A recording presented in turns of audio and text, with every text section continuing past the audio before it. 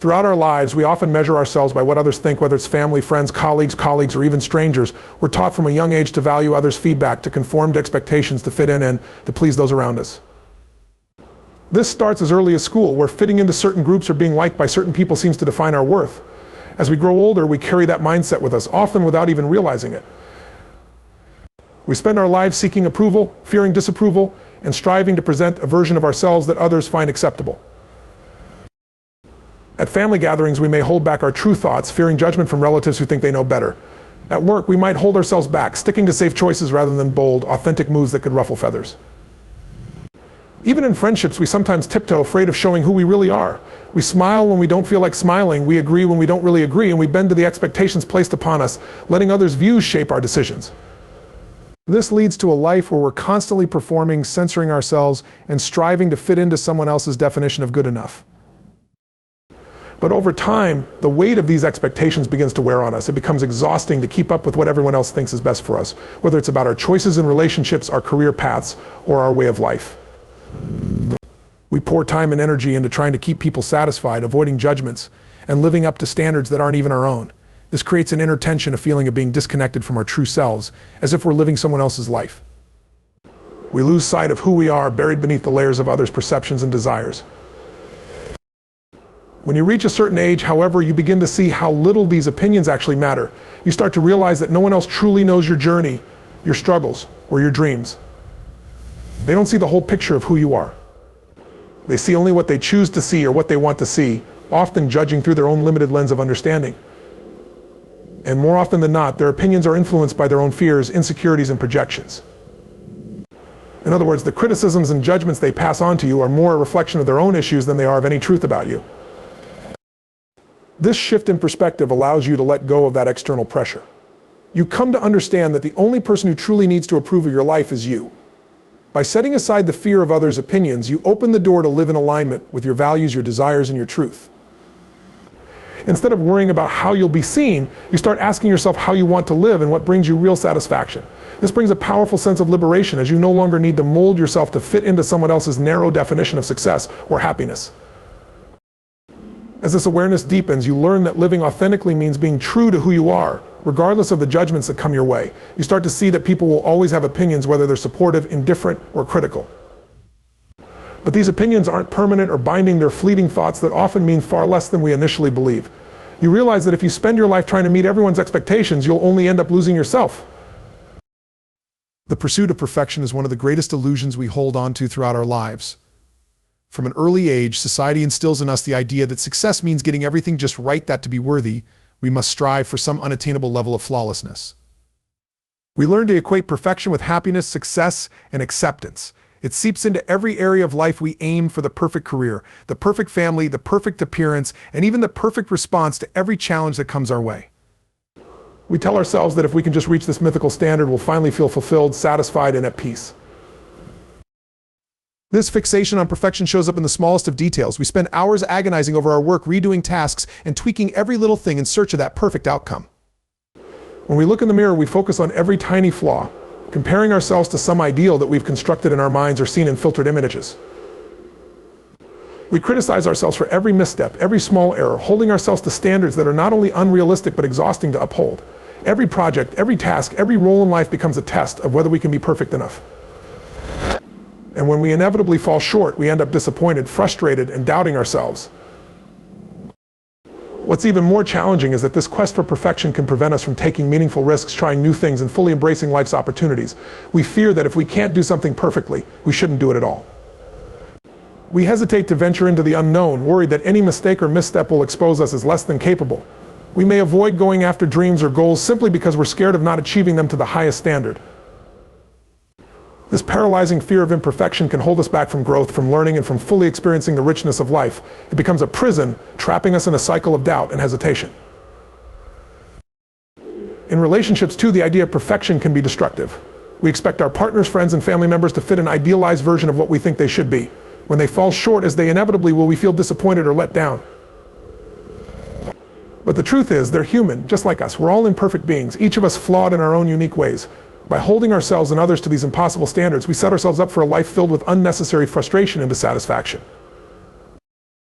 Perfectionism also robs us of the ability to appreciate our own achievements and growth. We could reach an incredible milestone, yet instead of celebrating, we immediately look for the flaws or areas where we could have done better. Instead of allowing ourselves to enjoy the progress we've made, we focus on what's still lacking.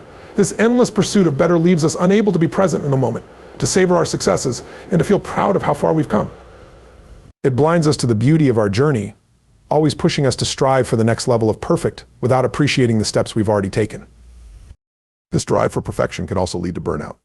We pour our energy into trying to meet impossible standards, often at the expense of our health, our relationships, and our well-being.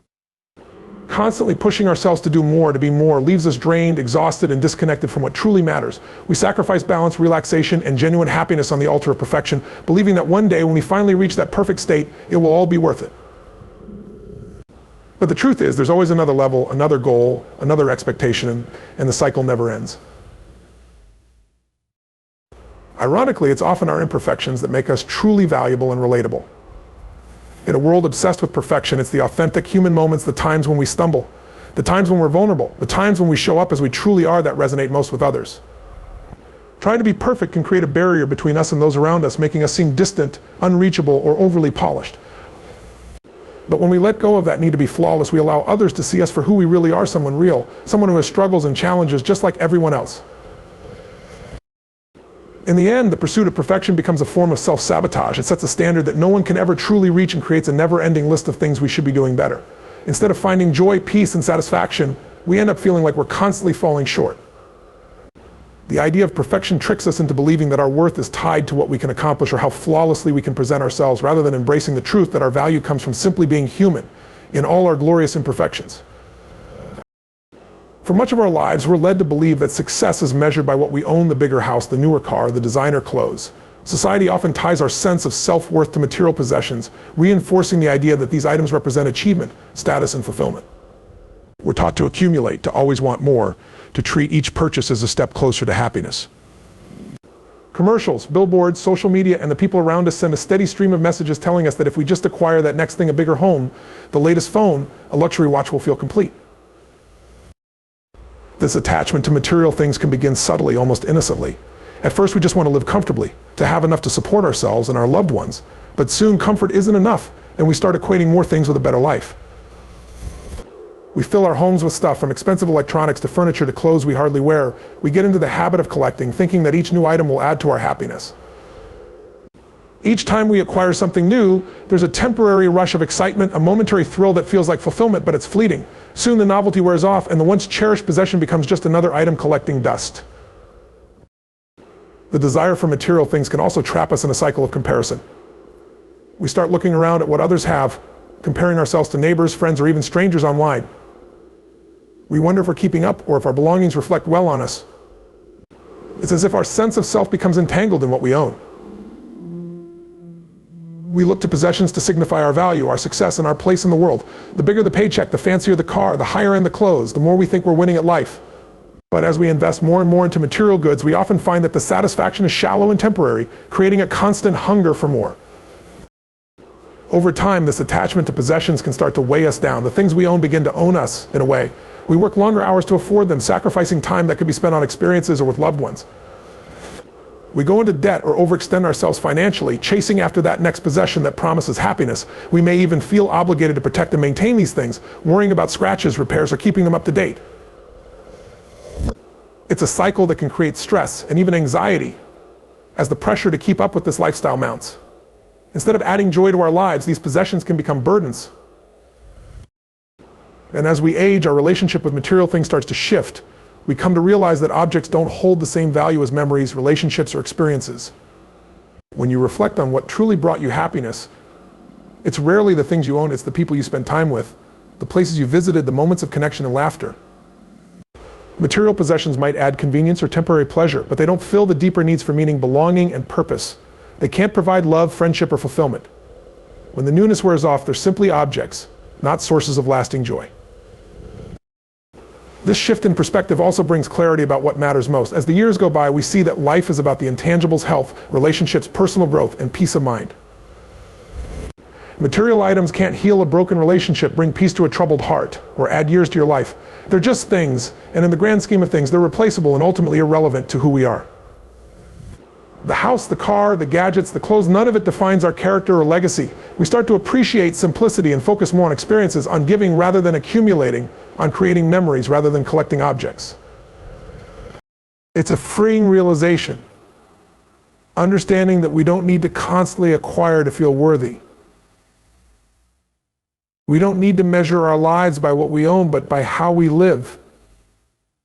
This perspective shift allows us to prioritize relationships, health, and personal fulfillment over possessions. Instead of aiming to fill our lives with things, we can choose to fill our lives with purpose, connection, and meaning. By letting go of our attachment to material possessions, we open ourselves up to a deeper, richer experience of life, one that isn't dependent on the accumulation of stuff, but on the quality of our moments, our relationships, and our contributions to the world around us.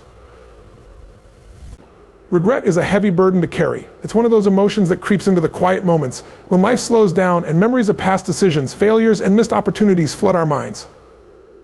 Regret often stems from feeling that we could have done things differently, that if we had made different choices, taken different paths, or acted with different intentions, our lives would have turned out better.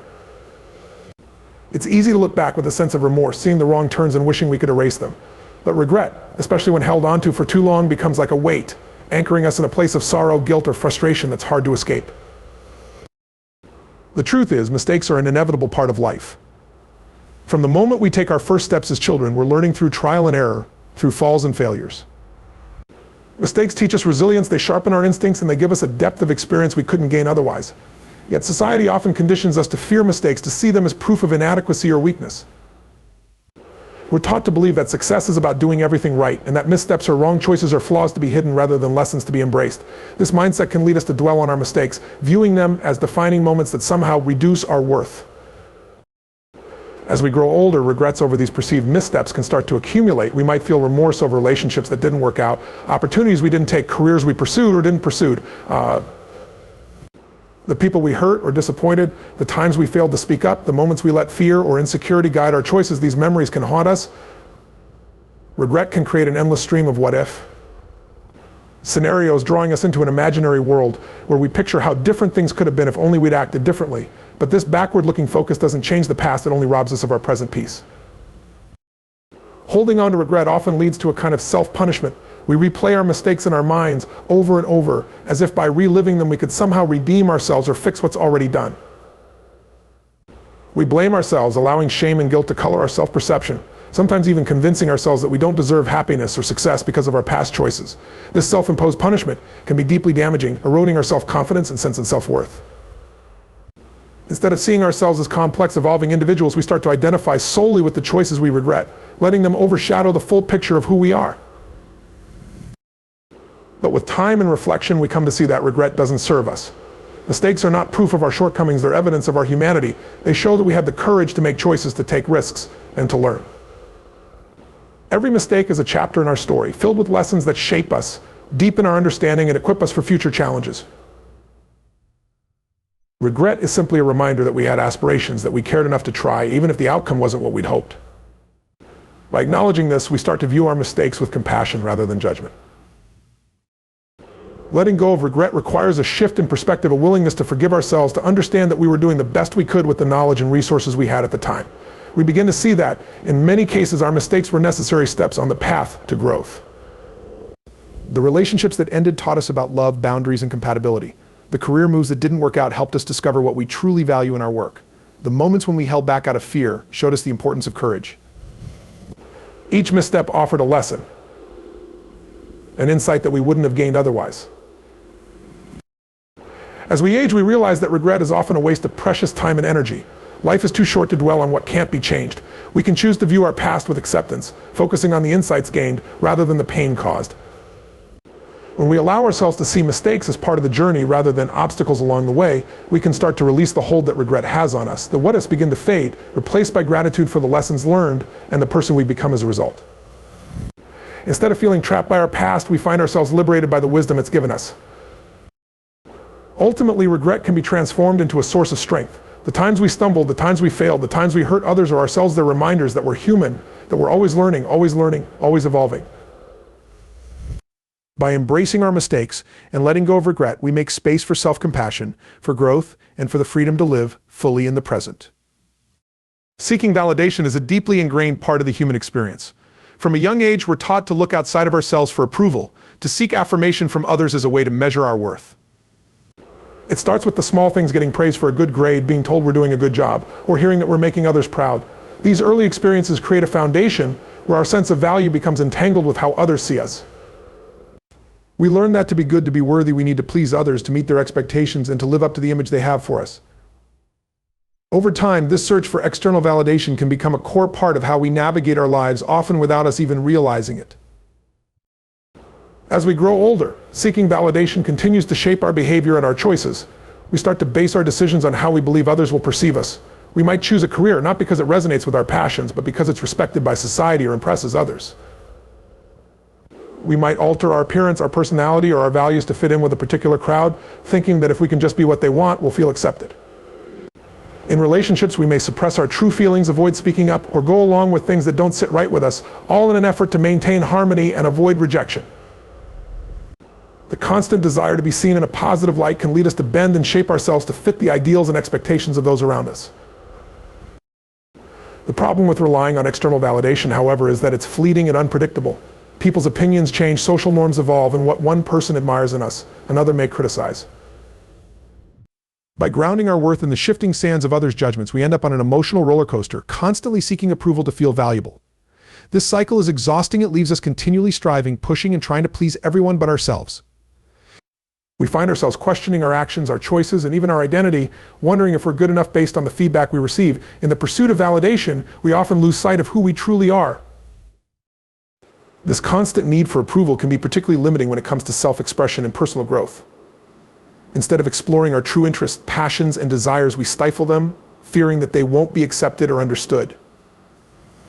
We avoid taking risks that might expose us to criticism or failure, preferring to stay within the boundaries of what's safe and socially acceptable. We become risk-averse, worrying that any deviation from the norm will lead to judgment or rejection. This hesitancy prevents us from embracing our unique path, from taking bold steps that could lead to genuine fulfillment and purpose. In essence, we become trapped in a version of ourselves that's crafted to fit others' expectations, rather than living as our authentic selves. The need for validation also limits our ability to form genuine connections. When we're constantly trying to be what we think others want, we attract people who are drawn to that version of us rather than who we truly are.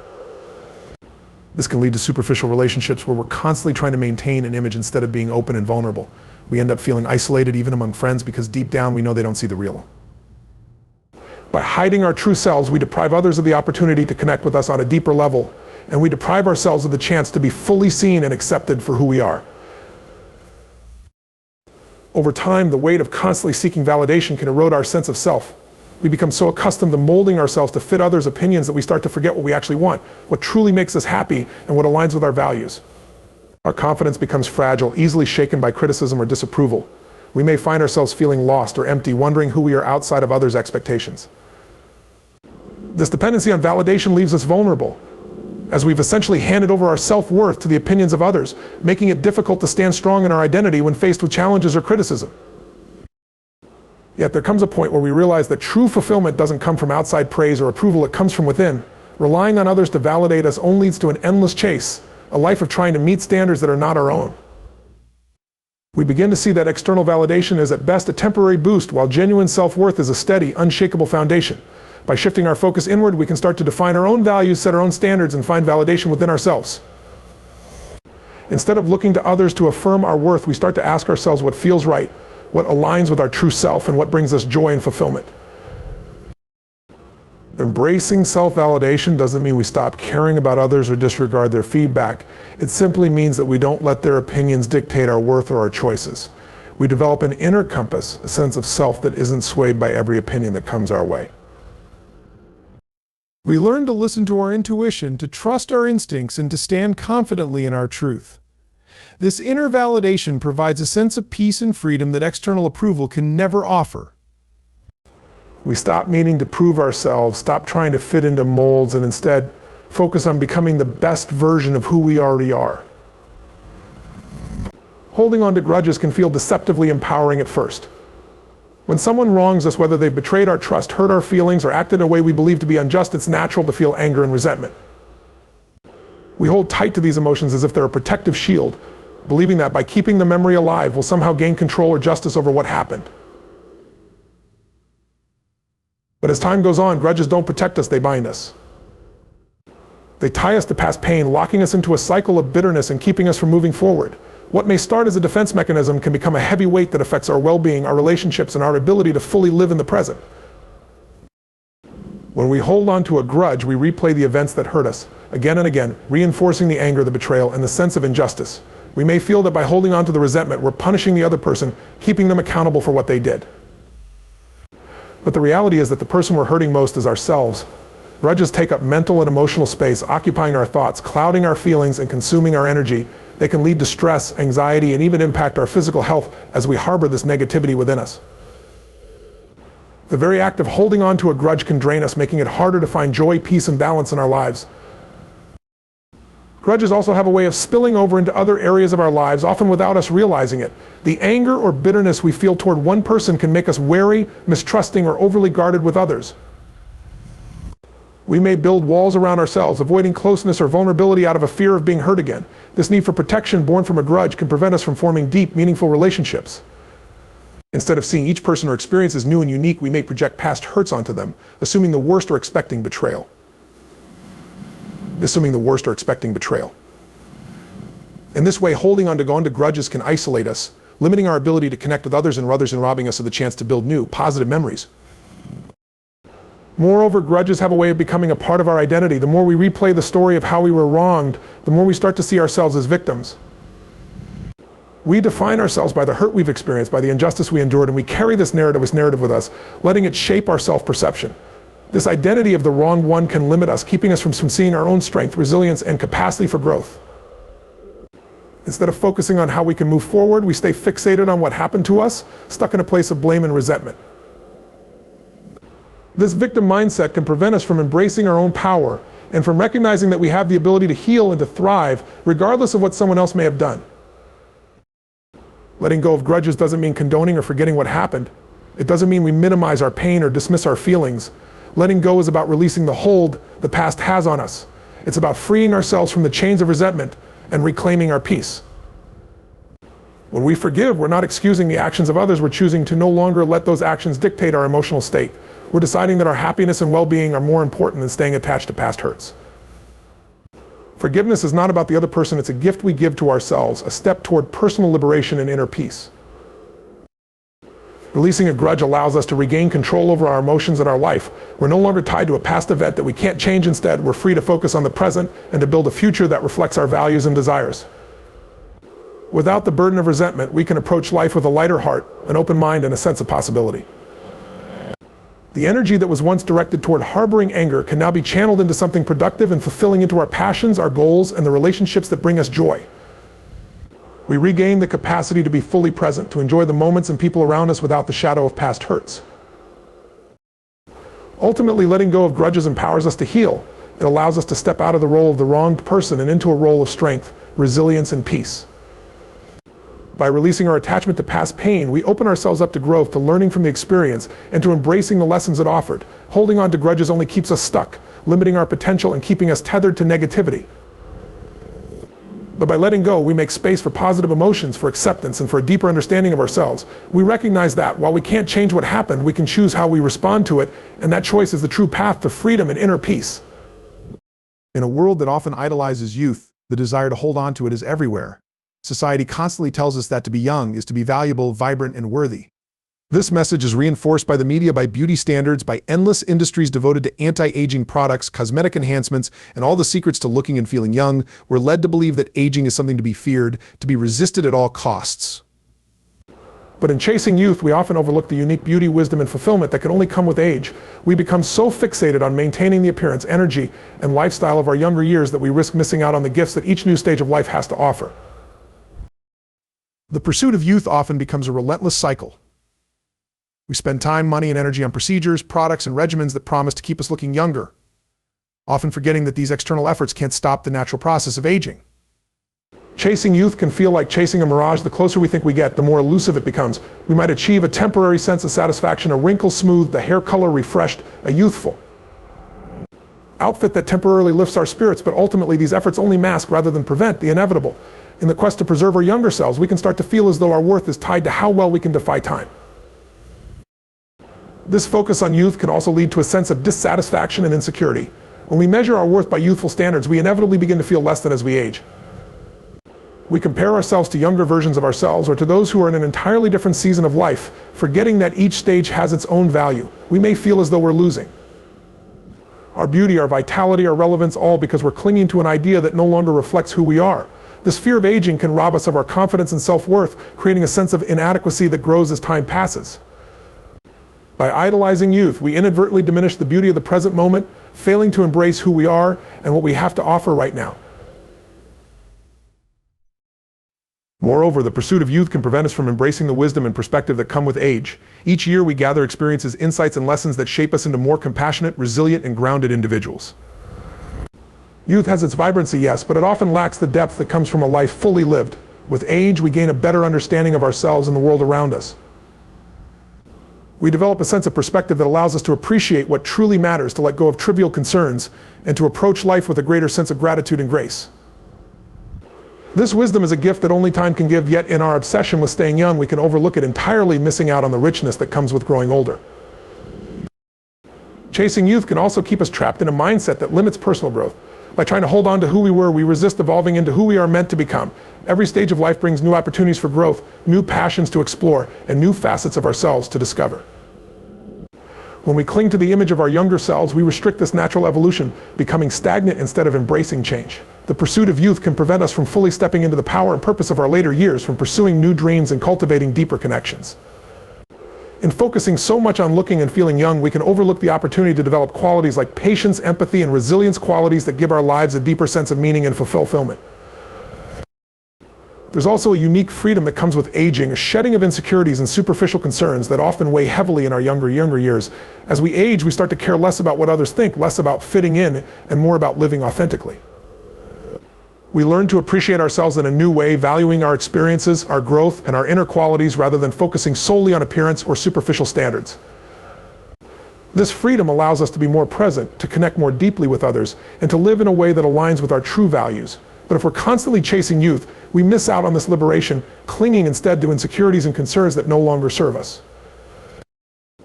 Ultimately, there's a profound beauty in accepting each stage of life as it comes. Embracing the natural process of aging allows us to shift our focus from trying to stay young to simply living well. We begin to understand that our value is not tied to our age or our appearance, but to the lives we've touched, the experiences we've had, and the person we've become. When we stop chasing youth, we make room to cultivate deeper relationships, pursue meaningful passions, and create a legacy that goes beyond physical appearance. We realize that true vitality comes not from how young we look, but from how fully we live, how deeply we love, and how openly we embrace the journey of life in all its stages.